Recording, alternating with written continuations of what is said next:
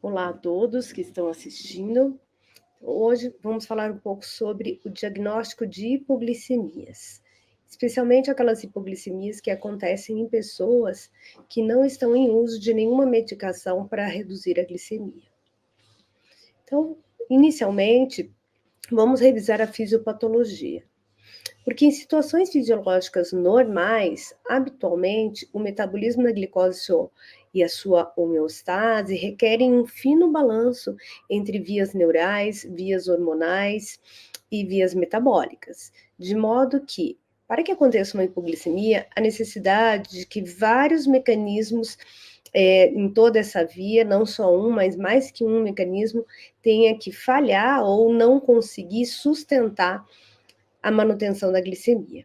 Portanto, quando a glicose no sangue diminui, imediatamente o cérebro responde, aumentando o fluxo simpato-adrenal. Isso aumenta os níveis de epinefrina e também de noradrenalina e acetilcolina, que lá no fígado aumentam então a produção hepática de glicose e no rim também aumenta a produção hepática de glicose, tentando com isso combater essa hipoglicemia. Além disso, a glândula pituitária aumenta a secreção de hormônio de crescimento e de cortisol, assim como o pâncreas diminui a secreção de insulina e aumenta a secreção de glucagon. Isso tudo lá no fígado também induz aumento da produção hepática de glicose, no rim a mesma coisa. E para terminar, o efeito dessa cascata inteira vai aumentar a gliconeogênese, através de precursores como lactato, aminoácidos e glicerol, e diminuição do clearance da glicose, tudo isso para realmente combater ou prevenir que aconteça uma hipoglicemia. Por definição, hipoglicemia acontece quando está presente a tríade de Whipple, que significa sinais e sintomas compatíveis com hipoglicemia, acompanhado de uma confirmação de glicemia abaixo do valor normal no mesmo momento que esses sintomas acontecem, e reversão desses sintomas com a normalização dos níveis de glicose, mesmo que para normalizar esses níveis de glicose seja necessário o uso de um alimento ou até de glicose endovenosa. Por definição, uma glicose abaixo de 55 é compatível com hipoglicemia. No entanto, não existe exatamente um valor que a gente possa usar como um número de corte que seja imutável. Por quê? Alguns indivíduos têm sinais e sintomas de hipoglicemia com valores diferentes desse, seja para mais, seja para menos.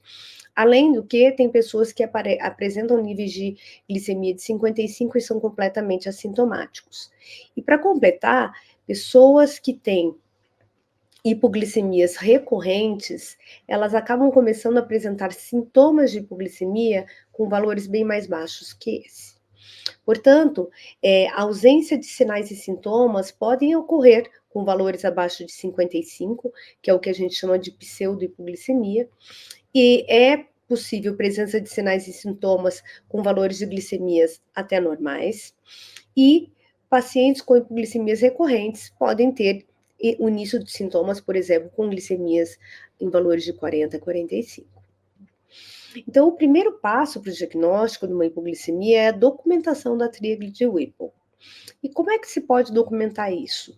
É muito comum que se use aqueles glicosímetros que fazem medida de glicemia capilar para poder fazer o diagnóstico ou confirmar o diagnóstico de uma hipoglicemia quando a pessoa apresenta aqueles sintomas compatíveis com a hipoglicemia.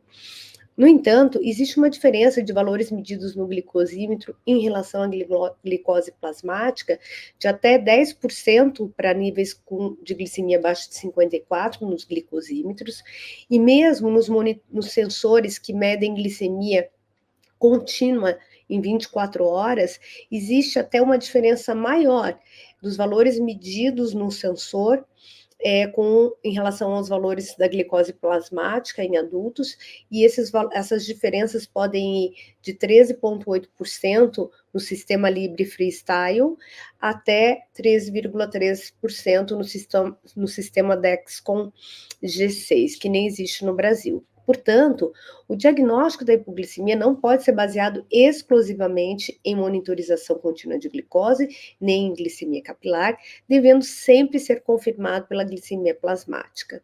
Sua utilidade como auxílio no diagnóstico e a monitorização dos efeitos, por exemplo, de uma terapia depois do diagnóstico, ainda precisam ser mais bem estudados com esses monitores, seja para glicemia capilar, seja para monitorização contínua de glicose.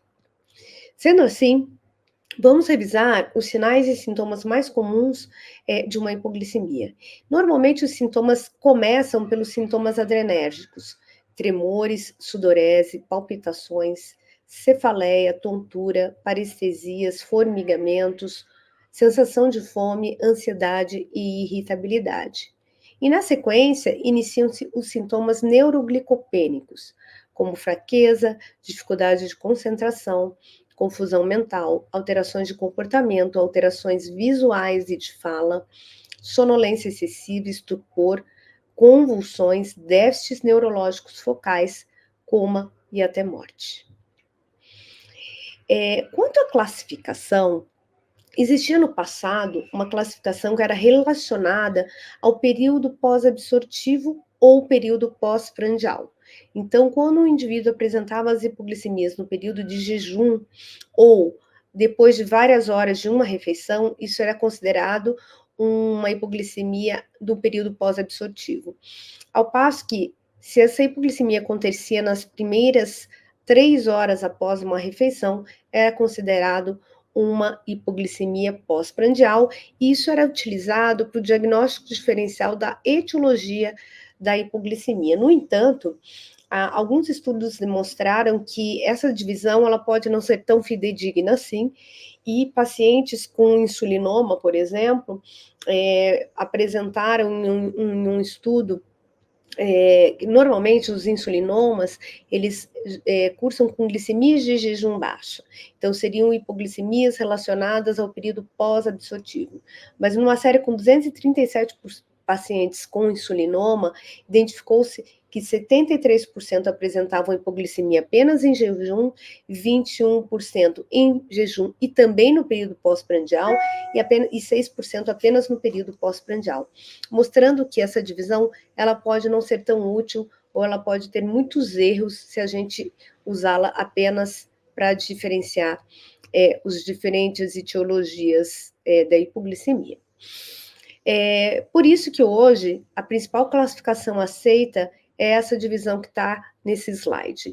Então, se divide a hipoglicemia acontecendo em pacientes aparentemente saudáveis, que não se identificam outras patologias associadas, e naquele indivíduo aparentemente doente. Então, nos indivíduos aparentemente doentes, a gente tem que pensar em uso de medicamentos, como a própria insulina, uso de álcool, aqui está colocado como drogas ou medicamentos, outros medicamentos como a clinafloxacina, como a cibendolina, gatifloxacina, pentamidina, quinina e etc. Pode também estar relacionado a doenças críticas, como paciente que está em sepsis, em acidose lática, doentes renais crônicos, doentes hepáticos crônicos ou pacientes com insuficiência cardíaca congestiva. Pacientes que possam apresentar deficiências hormonais outras, como insuficiência da adrenal, seja primária ou secundária, deficiência de hormônio de crescimento, deficiência de glucagon ou ressecção de feocromocitoma. E, além disso, existem tumores que são produtores de IGF-2 ou IGF-1. Isso geralmente é um síndrome paraneoplásico, pode estar presente, então, com hipoglicemia, e situações como desnutrição, anorexia nervosa e desnutrição por outras causas, além de hipoglicemia hiperinsulinêmica persistente na infância, que é uma situação que acomete geralmente crianças logo após o nascimento, que tendem a melhorar com a idade e, em alguns casos, ela persiste na idade adulta. Entre os indivíduos aparentemente saudáveis, Então, existem várias situações que podem cursar com hipoglicemia. A mais conhecida e a mais discutida geralmente é a hiperinsulinemia endógena, aquela que é causada por tumores produtores de insulina, como o insulinoma, ou doenças da célula beta do pâncreas, que podem se enquadrar no que a gente chama síndrome hipoglicemia pancreatógena não insulinoma, então esse nome gigante. Ele também pode estar presente, esse síndrome, nos pacientes com nesidioblastose, que é também uma alteração nas células que produzem insulina no pâncreas, além daquela hipoglicemia comum pós-cirurgia bariátrica. Existe também uma situação de hiperinsulinemia endógena, onde existe autoimunidade à insulina. Geralmente isso acontece quando você tem anticorpo anti-insulina, que na grande maioria das vezes vai cursar com hipoglicemia ou até antirreceptor de insulina. Além disso, você pode ter hipoglicemia acidental ou factícia por overdose ou abuso de insulina, sulfonilureia e meglitinida, que são essas duas últimas drogas para tratamento de diabetes. Isso pode acontecer de forma acidental ou proposital. E transtornos familiares, como hipoglicemia e hiperamonemia familiar, a hipoglicemia induzida pelo exercício e mutações no receptor da insulina, que são doenças muito raras, mas que têm um caráter genético familiar. Bom, então, para o diagnóstico, é super importante, então, uma anamnese muito detalhada e um exame físico também bem detalhado. E nessa anamnese é importante, então, detalhar esses sintomas, o horário em que eles acontecem, as situações onde acontecem, além de uso de medicamentos, uso ou abuso de álcool, a detecção de problemas psiquiátricos, de doenças concomitantes, e principalmente do acesso a medicamentos hipoglicemiantes, porque muitas vezes os pacientes não fazem uso dessa medicação, mas podem conviver com quem faça uso ou trabalhar em ambientes onde tem acesso a medicamentos hipoglicemiantes, seja insulina ou medicamentos orais.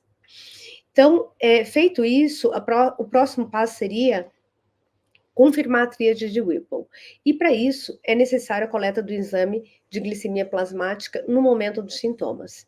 Se isso não é possível de ser feito a nível ambulatorial, principalmente para aqueles pacientes que fazem hipoglicemia nas primeiras horas da manhã, onde ele pode ir ao laboratório e coletar o exame no momento que ele começa a ter esses sintomas, é necessário internar o paciente, fazer isso em ambiente hospitalar e fazer, então, uma simulação das situações que normalmente acontecem a hipoglicemia. Isso pode ser feito, então, pelo teste de jejum de 72 horas, então o paciente fica internado em jejum e fazendo coletas múltiplas de exames no laboratório, até que as glicemias comecem a diminuir e você consiga, então, confirmar a tríade Whipple. Ou até um teste de refeição mista, que é um teste padrão, uma refeição padrão, que pode desencadear uma hipoglicemia naqueles pacientes que mais frequentemente apresentam essa hipoglicemia no período pós-prandial. Então, feito a confirmação da tríade de Whipple, então se segue nessa investigação. Uma coisa importante, o teste de tolerância oral à glicose, que por muito tempo foi recomendado como teste diagnóstico para hipoglicemia, ele não deve ser realizado, ele não é recomendado como um teste diagnóstico, visto que até 30% da população tem valores abaixo de 50 miligramas por decilitro nesse teste, sem ter hipoglicemia de verdade. Portanto, ele é um teste que hoje em dia não é indicado para nenhuma situação de diagnóstico de hipoglicemia. Caso não seja confirmado a tríade de Whipple, já fica definido nesse momento que esse paciente apresenta o que a gente chama síndrome pós-prandial ou hipoglicemia reativa, e nós vamos para diante para poder explicar o que nós podemos fazer com esses pacientes. Mas antes de chegar nesses pacientes, é preciso sempre, diante de uma hipoglicemia, descartar outras patologias. Bom, na sequência, então, do diagnóstico desses pacientes que confirmaram a tríade de Whipple, é super importante coletar uma série de exames no momento da hipoglicemia. Isso geralmente é feito até naquela própria ocasião onde se tenta confirmar a tríade de Whipple. Uma vez que você detectou a hipoglicemia, o paciente está com sintomas, você já pode não só coletar a glicemia, mas como todos esses outros exames, que seria a insulina, pró-insulina, peptídeo C, glucagon, beta-hidroxibutirato, anticorpo anti-insulina e concentração sérica de antidiabéticos orais, principalmente sulfonilureias. Então, esse quadro, ele mostra, então, o diagnóstico diferencial das diferentes causas de hipoglicemia, que não são aquelas síndrome pós-prandial ou hipoglicemia reativa. Então, naquela primeira coluna que vocês estão vendo, é o indivíduo normal. O indivíduo normal, ele pode não ter nenhum sinal e sintoma, mesmo com glicemias abaixo de 55, e ele vai ter, normalmente, quando as glicemias estão abaixo desse valor, ele vai ter insulina baixa, peptídeo C baixo, proinsulina baixa, beta-hidroxibutirato em níveis acima de 2,7 e não vão ter nem a presença de anticorpo anti-insulina, nem de concentração sérica de antidiabéticos orais na circulação. Isso é o que a gente espera de uma pessoa normal. Quando eu tenho um hiperinsulinismo exógeno, ou seja, a pessoa que faz uso por propositadamente ou não, de uma insulina ou de um antidiabético oral, mas aqui no caso nós vamos concentrar em insulina, nessa segunda linha, o indivíduo vai apresentar glicemias abaixo de 55 quando tiver sintomas, vai ter um aumento de insulina significativo, mas não vai ter um peptídeo C baixo, vai ter uma proinsulina baixa, vai ter beta-hidroxibutirato baixo também, e vai ter um aumento de glicose acima de 25 quando a gente usa glucagon para tratar essa hipoglicemia. Já nos pacientes que têm um hiperinsulinismo endógeno, você vai ter sinais e sintomas com glicemia abaixo de 55, uma insulina que vai estar aumentada, mas também com peptídeo C aumentado, proinsulina aumentada, beta-hidroxibutirato baixo e aumento da glicose acima de 25 quando tratado com glucagon. Já nos pacientes que usam antidiabéticos orais, já que essas drogas estimulam a secreção de insulina, também vai ter aumento de insulina, de peptídeo C, de proinsulina, beta-hidroxibutirato baixo, aumento da glicose, tudo muito parecido com o hiperinsulinismo endógeno. A diferença é que vai haver concentração sérica de antidiabéticos orais. Autoimunidade. Então, nessa situação também nós vamos ter aumento de insulina, com aumento de peptídeo C, aumento de proinsulina, diminuição de hidroxibutirato, aumento da glicemia acima de mais que 25 miligramas por decilitro após o uso de glucagon, mas quando a gente dosar o anticorpo anti-insulina, ele vai estar presente. Essa situação acontece porque os pacientes que têm essa autoimunidade, formação de anticorpos anti-insulina, a ligação dessa insulina com o seu anticorpo é muito instável, de modo que você pode estar na circulação com uma grande quantidade de insulina ligada ao anticorpo, de repente esse anticorpo se desliga da insulina, e rápido, em minutos, segundos, você vai ter uma concentração enorme de insulina na circulação, e isso vai causar os sintomas. E por último, que é uma situação bem mais rara, que são os tumores mediados por IGF. Então, o IGF é um fator que tem uma ação parecida com a da insulina, então ele vai causar todos aqueles sintomas, mas a concentração de insulina vai ser muito baixa, porque, na verdade, ele faz um efeito parecido, mas não é uma insulina, ok? Bom, então aqui é um resumo dessa investigação, né? É um fluxograma só que resume tudo isso que nós vimos até aqui. Então, uma vez que a gente tem uma tríade de Whipple confirmada, a gente vai tentar dividir se esse indivíduo aparentemente é saudável. Você pode deixar ele num teste de jejum prolongado, esperar ele fazer hipoglicemia. Se na hora que ele fizer a hipoglicemia são dosados aqueles exames todos. Se ele tiver uma insulina elevada, um peptídeo C elevado e proinsulina elevada, e uma dosagem de antidiabéticos orais negativo, esse paciente tem insulinoma, autoimunidade, ou aquela síndrome hipoglicêmica pancreatógena não insulinoma, que são situações onde você tem uma quantidade grande de insulina na circulação, mas que não são um tumor produtor de insulina.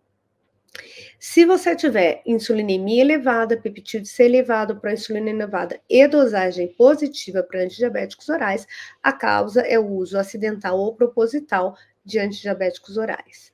E se a gente tiver insulina elevada com peptídeo C baixo e proinsulina baixa, provavelmente você tem uma hipoglicemia causada por uso proposital ou não de insulina.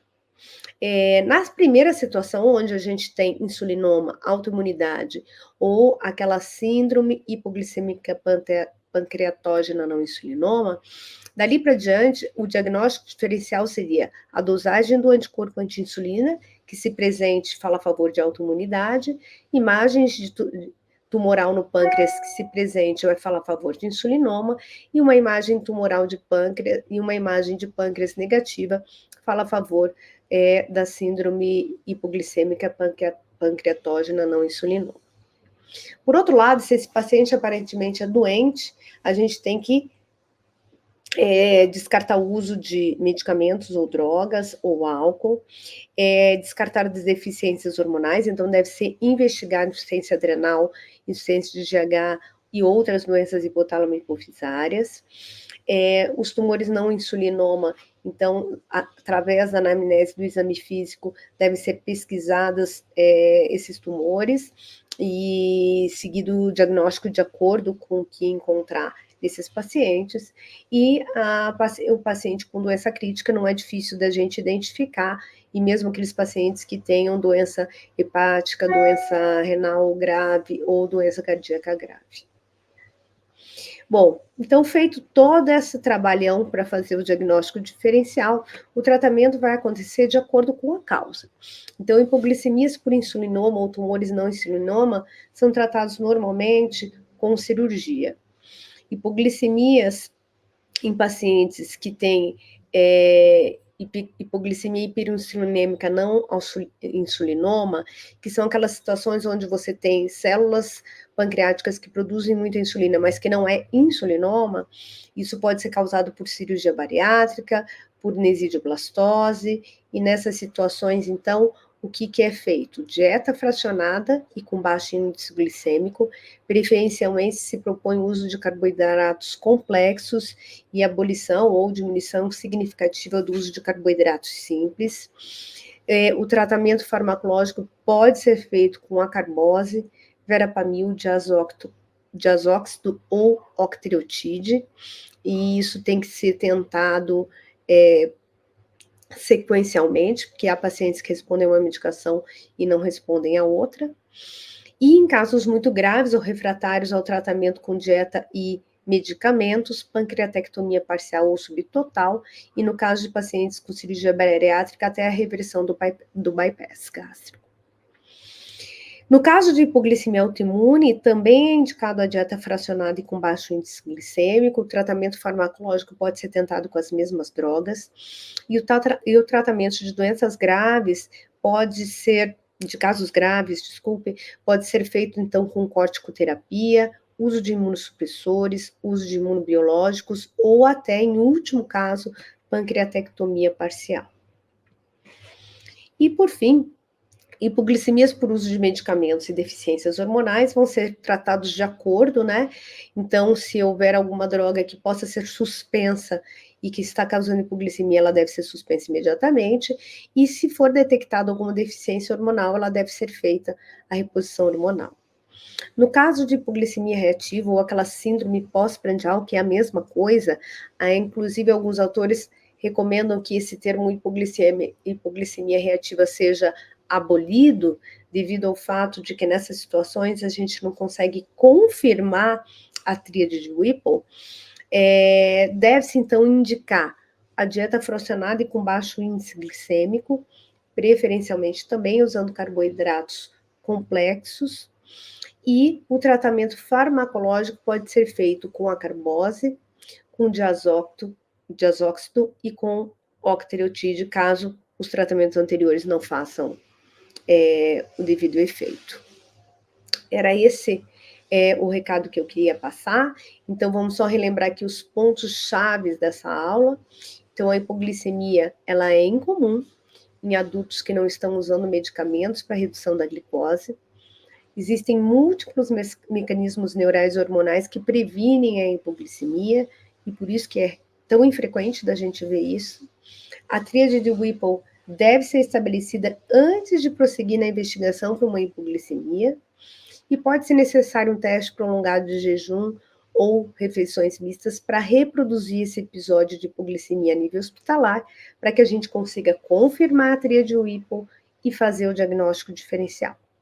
A obtenção de amostra de plasma durante esse episódio é super importante para estabelecer esse diagnóstico, e a terapia é variável de acordo com a etiologia. Muito obrigado, eu agradeço a atenção e espero que vocês tenham aprendido um pouco hoje.